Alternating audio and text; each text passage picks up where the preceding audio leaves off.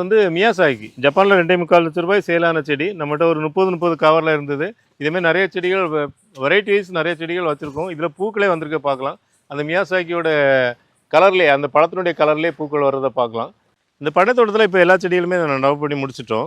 இது கடந்த டிசம்பர் 15 நம்ம நடவு பண்ணோம். இன்றைக்கி ஜனவரி 10, 2026. அடிப்பகுதியில் வேப்ப முன்னாக போட்டோன்னா அடியில் கரையான் ஏதாவது இருந்ததுன்னா நமக்கு அதனுடைய செயல்பாடு கம்மியாகிடும்.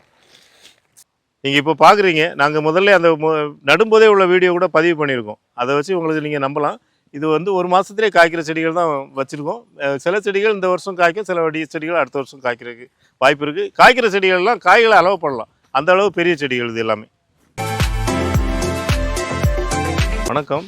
சென்னை கூடுவாஞ்சலில் இருக்கக்கூடிய கிரீன் நர்சரியில் எக்ஸாட்டிக் ஃப்ரூட் செடிகள் நிறையா சேல் பண்ணுறோம். அது சின்ன செடிகளாகவும் பெரிய செடிகளாகவும் சேல் பண்ணுறோம். இன்றைக்கி பார்த்தீங்கன்னா நம்ம திருவள்ளூர் பக்கத்தில் ஒரு கஸ்டமர் வந்து எனக்கு பெரிய செடிகளாக வேணும், அதனுடைய பழங்கள் நான் உடனடியாக அறுவடை பண்ணி சாப்பிட்ற மாதிரி பெரிய செடிகளோட காய்களோடு இருந்தாலும் பரவாயில்ல அப்படின்ற மாதிரி கேட்டாங்க. அவங்களுக்கான செடிகளை தான் நம்ம தேர்வு பண்ணி வண்டியில் லோட் பண்ணிக்கிட்டு இருக்கிறோம். இந்த கஸ்டமர் நம்மகிட்ட கான்டாக்ட் பண்ணோன்னே நம்ம ஃபீல்டு விசிட் பண்ணோம். அதுக்கப்புறம் அந்த மண்ணை வந்து நல்லா பதப்படுத்தியிருக்கோம். அதாவது ரொம்ப கெட்டியாக இருந்து அதை டிராக்டர் வச்சு உழுது அதுக்கப்புறம் குழிகளும் மார்க்கிங் பண்ணி நம்ம எடுத்துட்டோம். இப்போ ஜேசிபி வச்சு பழங்கள்லாம் எடுத்துட்டோம்.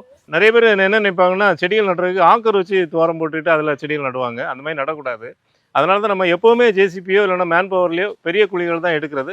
அந்த மாதிரி தான் எடுத்துருக்கோம். இந்த ஆக்கர் வச்சு பழம் எடுத்து நீங்கள் செடிகள் நட்டிங்கன்னா என்ன ஆகுனாக்க வேர் ஓட்டம் நல்லா இருக்காது. அதனால் செடிகள் வேகமாக வளராது. நீங்கள் கான்ட்ராக்ட் பேசிஸில் விட்றீங்க, சில இடங்களில் விடும்போது ஒரு சீக்கிரமாக வேலை ஆகணுங்கிறதுக்கு அது மாதிரி பண்ணுவோம். அது வந்து செடியோட வளர்ச்சியை ரொம்ப தடுக்கும். அதனால் பெரிய பழமாக எடுத்து செடிகள் நடுறது நல்லது. இந்த வண்டியில் ஏற்றக்கூடிய செடிகள் முக்கியமான செடிகளை மட்டும் பார்க்கலாம். இது வந்து நமக்கு 2-3 லோடு போக வேண்டியிருக்கு. இன்னைக்கு ஃபஸ்ட் லோடு எடுத்துகிட்டு போகிறோம். ஃபஸ்ட்டு நம்ம பார்க்குறது வந்து மியாசாகி ஜப்பானில் 2.25 லட்ச ரூபாய் சேலான செடி நம்மகிட்ட ஒரு 30 கவரில் இருந்தது. இதேமாதிரி நிறைய செடிகள் வெரைட்டி வைஸ் நிறைய செடிகள் வச்சுருக்கோம். இதில் பூக்களே வந்திருக்க பார்க்கலாம். அந்த மியாசாகியோட கலர்லேயே அந்த பழத்தினுடைய கலர்லேயே பூக்கள் வர்றதை பார்க்கலாம். இப்போ நர்சரிக்கிலேருந்து செடிகள்லாம் ஏற்றிட்டு நம்ம சைட்டுக்கு வந்துவிட்டோம்.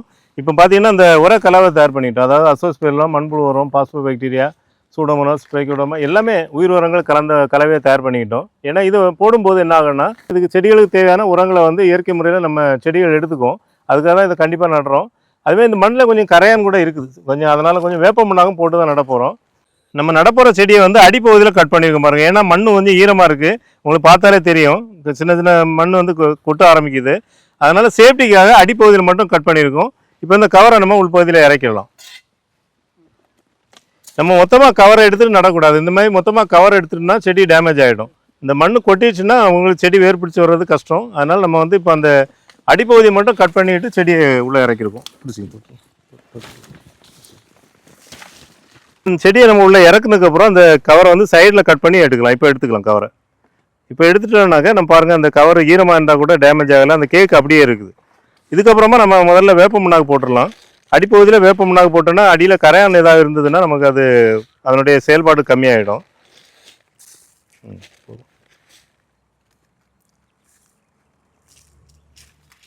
அதேமாதிரி சைடில் உரமும் போட்டுடலாம். அந்த உயிர் உரங்கள்லாம் கலந்த கலவை இருக்குல்ல, அதையும் போட்டுக்கலாம்.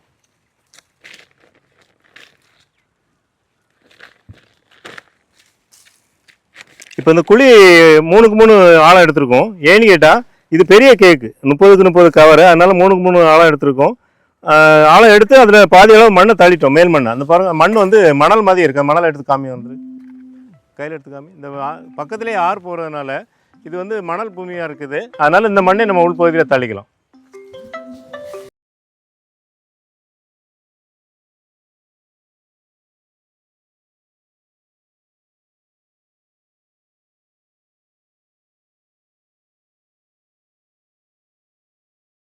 செடிகள் நடவு பண்ணோன்னா கண்டிப்பாக அந்த தண்ணி உடனே விடணும். எவ்வளோ மழை இருந்தாலும் சரி, உயிர் தண்ணி இது. இப்போ விடக்கூடிய தண்ணிக்கு பேர் உயிர் தண்ணி.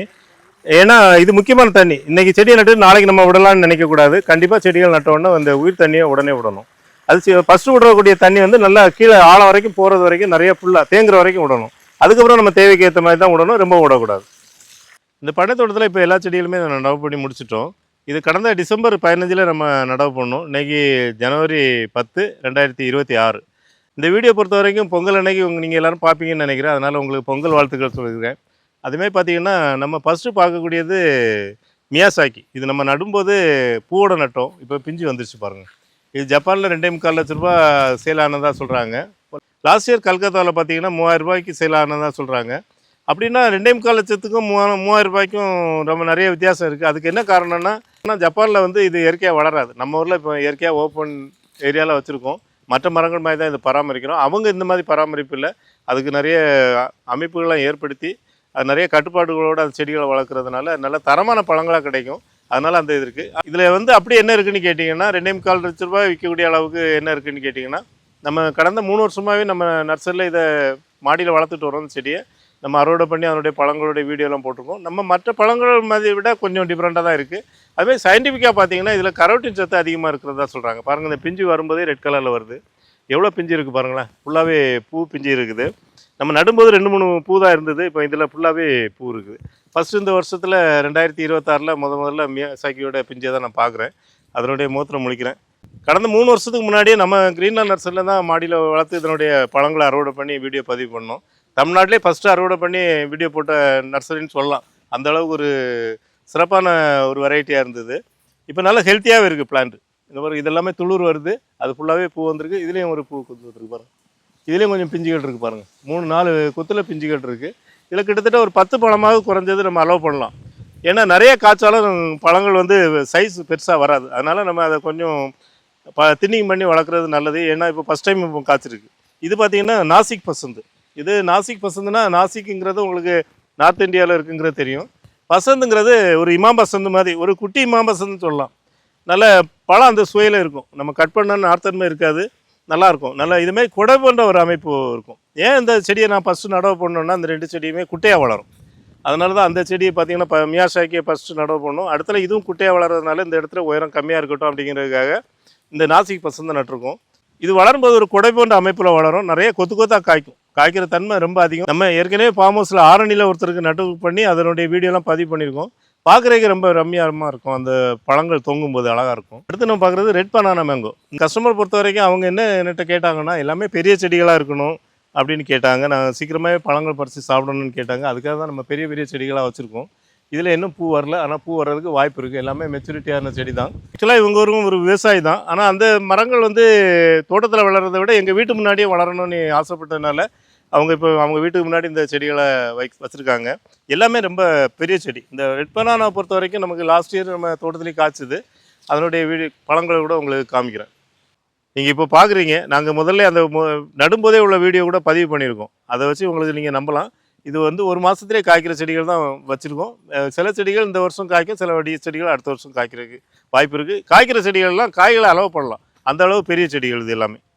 அடுத்து நம்ம பார்க்குறது அமெரிக்கன் ரெட் பால்மர் மேங்கோ. இது வந்து ஒரு ரெட் கலரில் வரக்கூடிய ஒரு வெரைட்டி பழங்கள். இப்போ பழம் ரொம்ப ஒரு இனிப்பாக இருக்கும். அதேமாதிரி நார்த்தன்மையே இல்லாமல் இருக்கும். இதுவும் கூட பார்த்தீங்கன்னா மரம் பாருங்க, ஒரு கையால் பிடிக்க முடியாத அளவுக்கு, கைக்குள்ளே அடங்கலை, அந்த அளவு பெரிய மரமாக நட்டிருக்கும். இதுவும் இந்த வருஷம் காய்க்கும்னு எதிர்பார்க்குறேன். அடுத்து நம்ம பார்க்குறது பனானா மேங்கோ. இது வந்து பழமாகும்போது எல்லோ கலரில் வரும். பார்த்திங்கன்னா இதுவும் கூட பெரிய மரம் தான். பாருங்கள், ஒரு கையால் பிடிக்க, ரொம்ப 2 கையால் பிடிக்கிற அளவுக்கு இருக்குது மரம். இது பார்த்திங்கன்னா அரும்பு வந்திருக்கு. இன்னும் கண்டிப்பாக காய்க்கும். இது நம்ம தோட்டத்தில் லாஸ்ட் இயர் நிறைய காய்ச்சுது. ஒரு கொத்திலே, ஒரு சின்ன மரத்திலே, இதை விட சின்ன மரம், அதுலேயே ஒரு 15-20 காய்க்கு மேலே காய்ச்சுது. கொத்து கொத்தாக காய்க்கிற தன்மையுடையது. இது ஒரு தாய்லாந்து வெரைட்டி. அடுத்து நம்ம பார்க்குறது ஸ்வீட் பிரின்ஸ். இதுவும் ஒரு தாய்லாந்து வெரைட்டி தான். இதுவும் ரொம்ப பெரிய செடி தான். இதனுடைய பழங்களும் நம்ம அறுவடை பண்ணியிருக்கோம். அதனுடைய வீடியோலாம் பதிவு பண்ணியிருக்கோம். கிரீன்லேண்ட் நர்சரி பொறுத்த வரைக்கும் செடிகளை வளர்த்து அதனுடைய பழங்களையும் அறுவடை பண்ணி உங்களுக்கு காமிச்ச பிறகு அந்த செடிகளை அதிகமாக பேசுகிறோம். ஏன்னா ரொம்ப 1 கிலோவுக்கு மேலே வெயிட் வரும். நல்ல ப்ளஸ் ரொம்ப சாஃப்டாக இருக்கும். ஒரு அல்வா மாதிரி இருக்கும் கட் பண்ணும்போது. ஒரு நல்ல வெரைட்டி தான். இதுவும் நடவு பண்ணியிருக்கோம். இந்த தோட்டத்தில் நட்டிருக்க செடிகள் எல்லாமே ஒவ்வொரு செடிகளும் ஒவ்வொரு ரகம். அதாவது வெரைட்டியாக இருந்தாலும் சரி, ஒரு செடிக்கு மேலே எந்த செடியும் 2 செடி நடலை. அதாவது மல்பெரி மட்டும் அவங்க 2 செடி கேட்டாங்க. ஏன்னு கேட்டால் அவங்களுக்கு அது ரொம்ப பிடிக்குங்கிறதுனால 2 செடி கேட்டாங்க, நட்டிருக்கோம். மற்ற எல்லா செடிகளுமே ஒவ்வொரு செடிகள் தான் நட்டிருக்கோம். இது கேசர். இது நம்ம வட இந்திய வெரைட்டி. இந்த கேசரும் கூட பெரிய செடி தான். இதுவும் கூட உங்களுக்கு இன்னும் இந்த வருஷம் பூக்கலைனாலும் அடுத்த வர வருஷத்தில் காய்க்கிற அளவுக்கு உள்ள பெரிய செடி தான். அடுத்து நம்ம பார்க்குறது 4 kg மேங்கோ. இது ஒரு தாய்லாந்து வெரைட்டி தான். ஒரு தலையணை மாங்காய் சொல்கிறோம் இல்லையா, 4 kg மேங்கோன்னா எல்லாருக்கும் என்ன இப்போ 4 கிலோ மாங்காய் ஒரு மரத்தில் காய்க்கான்னு நீங்கள் நிறைய பேர் நினைப்பீங்க. ஆனால் எல்லா வீடுகளிலுமே நிறைய பேர் அதை சொல்கிறாங்க. நம்ம வரக்கூடிய கஸ்டமர் சொல்கிறாங்க, தலையணை மாங்காயை பற்றி சொல்கிறாங்க. அதே மாதிரி எங்கள் வீட்லேயும் பெரிய பெரிய மாங்காயெல்லாம் காய்ச்ச மரங்கள் இருந்ததுன்னு சொல்கிறாங்க. அந்த மாதிரி தான் இதுவும் ஒரு மரம். இது அதனால் நீங்கள் இதில் ஒன்றும் ஆச்சரியப்படுறதுக்கு இல்லை. 4 கிலோ அளவுக்கு மாங்காய் காய்க்குமாங்கிறத நீங்கள் சந்தேகப்பட வேண்டியதில்லை. இந்த செடியும் கூட ரொம்ப பெரிய செடி தான். அதாவது ஒரு 6 அடி 7 அடி இருந்தாலும் தண்டு நல்லா கனமான தண்டாக இருக்குது. அடுத்து பார்க்குறது வேரியேட்டட் மேங்கோ. ஏன்னா நம்ம நேச்சுரலாக அதை இயற்கையாகவே பார்க்கல. அதனால் ஒரு சந்தேகம் எனக்கு இருந்தது. நான் கடந்த வருஷம் செடிகள் வாங்குறதுக்கு வெளியூர் போயிருக்கும்போது அங்கே வந்து ஒரு ஒட்டு செடியில் சின்ன செடியில் பிஞ்சுகளை பார்த்தேன். அதுக்கப்புறம் தான் எனக்கு நம்பிக்கை வந்தது. இந்த இலைகளும் கூட இன்னும் வளரும்போது பச்சையும் வெள்ளையும் கலந்த கலரில் வரும். இதுவும் பெரிய செடி தான். இந்த வருஷம் பூக்கலைன்னா கூட அடுத்த வருஷம் கண்டிப்பாக இது காய்க்கிறதுக்கு வாய்ப்பு இருக்குது. இதனுடைய பழங்களும் சுவையாக இருக்கும். அதே மாதிரி கலர் பார்த்திங்கன்னா ஒரு பச்சையும் வெள்ளையும் கலந்த ஒரு கலரில் இருக்கும். அதனுடைய இமேஜ் உங்களுக்கு காமிக்கிற பாருங்க. அதுமாதிரி இருக்கிறதுனால ஒரு ஃபேன்சி பிளான்ட் மாதிரி கூட இதை வளர்க்கலாம். மற்ற மாம்பழம் மாதிரி தான் இதுவும். அடுத்து நம்ம பார்க்குறது ஹிம்சாகருங்கிற வெரைட்டி. இது வந்து பங்களாதேஷ் அப்புறம் வந்து இந்தியாவிலையும் வட இந்தியாவில் நிறைய இடங்களில் பரவலாக பயிர் வைக்கிறாங்க. ஏன்னா இது வந்து ரொம்ப சுவையான வெரைட்டி. அதுமாதிரி நார்த் அருமே சுத்தமாக இல்லாத ஒரு வெரைட்டி, எல்லாருமே விரும்பக்கூடிய ஒரு வெரைட்டி. இந்த செடியும் பார்த்தீங்கன்னா பெரிய செடிகள் தான் வச்சுருக்கோம். இந்த வருஷம் பூக்கள்னா கூட எல்லா செடிகளுமே இங்கே வச்சுருக்க செடிகள் எல்லாமே இந்த வருஷம் மேக்ஸிமம் ஒரு 50% செடிகள் ஒரு மாதத்துலேயே காய்க்கிற மாதிரி செடிகளாக தான் கொடுத்துருக்கோம். நீங்கள் இப்போ பார்க்குறீங்க, நாங்கள் முதல்ல அந்த நடும்போதே உள்ள வீடியோ கூட பதிவு பண்ணியிருக்கோம். அதை வச்சு உங்களுக்கு நீங்கள் நம்பலாம். இது வந்து ஒரு மாதத்துலேயே காய்க்கிற செடிகள் தான் வச்சுருக்கோம். சில செடிகள் இந்த வருஷம் காய்க்கும், சில செடிகள் அடுத்த வருஷம் காய்க்கிறதுக்கு வாய்ப்பு இருக்குது. காய்க்கிற செடிகள்லாம் காய்களை அளவு பண்ணலாம், அந்த அளவு பெரிய செடிகள் இது எல்லாமே. அடுத்து நம்ம பார்க்குறது ஜம்போ ரெட்டு, தாய்லாந்து வெரைட்டி. அது ஜம்போங்கிறதே பெரிய அளவை குறிக்கிறது. ஜம்போனா பெருசாக இருக்குங்கிற அர்த்தம். அதுமாதிரி பூக்கள் வந்திருக்கு பாருங்கள். நம்ம நடவு பண்ணதுக்கப்புறம் வந்த பூக்கள் பிஞ்சியும் வந்திருக்கு. ஒரு மாதத்துக்குள்ளே பூத்து பிஞ்சுகளும் வந்திருக்கு. இது நம்ம நடும்போது பூக்கள் இல்லை இதில், அதுக்கப்புறம் தான் பூக்கள் வந்து பிஞ்சுகளும் வந்திருக்கு. இதனுடைய பழங்களே நம்ம இந்த வருஷம் சாப்பிட்டு பார்க்கலாம். எனக்கு இந்த செடிகளை நடும்போது மனசில் ஒரு எண்ணம் என்னென்னா, நிறைய செடிகள் நம்ம தோட்டத்தில் நடவு பண்ணியிருக்கோம். இந்த மாதிரி கஸ்டமருக்கு நட்டு நமக்கு அதில் பழங்கள் வந்தால் உங்கள் எல்லாருக்கும் காமிக்கலாங்கிற ஒரு எண்ணம். ஏன்னா அதன் மூலம் உங்களுக்கு நம்பிக்கை வரும் இல்லையா? அதாவது இந்த ரகம் நம்ம ஊரில் காய்க்குமா அப்படிங்கிறவங்களுக்கு ஒரு சந்தேகமாக நினைக்கிறவங்களுக்கு நம்ம நம்பிக்கை வரும். அதுமாரி தான் பார்த்தீங்கன்னா இது வந்து பிளாக் கஸ்தூரி மாங்காய். இது வந்து நிறைய பேருக்கு ஆச்சரியமாக இருக்கும். இந்த இலைகள் வந்து ரொம்ப கருப்பாக வரும். அந்த இலைகள் வந்து கருப்பாக வர மாதிரி தான் பழங்களும் இருக்கும். நான் இப்போ நமக்கு இன்னொரு சைட்டில் கல்பாக்கத்தில் ஒரு சைட்டில் நடவு பண்ணியிருக்கோம். அந்த செடியை பார்க்கும்போது எனக்கு ரொம்ப ஆச்சரியமாக இருந்தது.